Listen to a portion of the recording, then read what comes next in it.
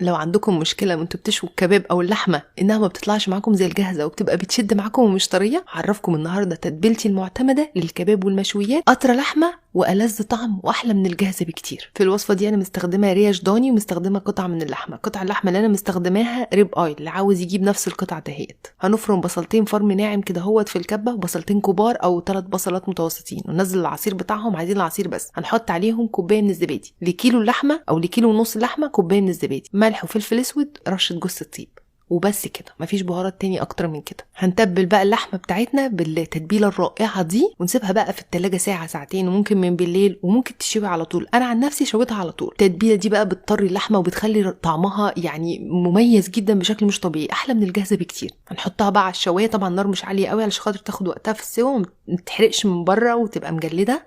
هي هتشم النار وتستوي. طبعا الضاني عموما بيستوي على طول. طلعتها كده واديت لها دهنه زيت علشان خاطر تاخد بس اللمعه بتاعت الجاهزه، وبس كده.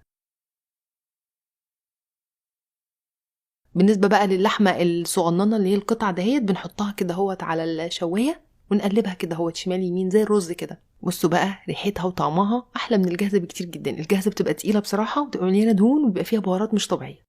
متاكده لو جربتوها هتعجبكم جدا. جربوها وليه رايكم فيها.